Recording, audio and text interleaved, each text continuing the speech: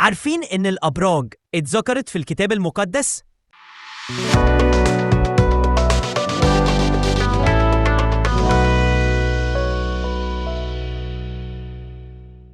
لما الله خلق النجوم رتبها ونظمها بترتيب عجيب جدا وعملها في مجموعات، والكتاب المقدس ذكر لينا بعض المجموعات دي في سفر أيوب، زي مجموعة الدب القطبي ومجموعة الجبار ومجموعة التنين.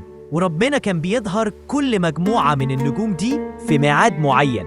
ومن آلاف السنين كل الحضارات الموجودة زي الفراعنة واللي كانوا جبارين في علوم الفلك استخدموا النجوم في معظم علومهم، وكانت فيه حاجات مفيدة جدا زي الزراعة عشان يقدر يحدد ميعاد فصول السنة. وربنا أصلاً خلق الشمس والقمر والنجوم علشان نقدر نعرف بيهم الوقت، فمن غير الشمس والقمر مش هنعرف الليل من النهار.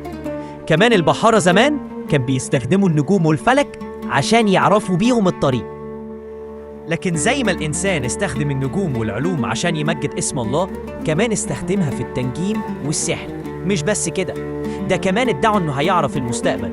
وكان في اشخاص بيسموا النجوم كل واحدة باسمها، وناس تحسب لك شهرك من النجوم لدرجة لما تقابل صاحبك بتسأله انت برج ايه.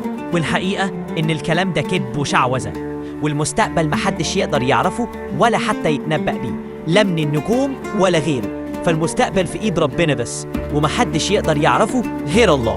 لكن النجوم ربنا خلقها لوظيفة معينة، مش اي حاجة تانية، ومفيش اي حاجة بتحصل الا بأمر من الله.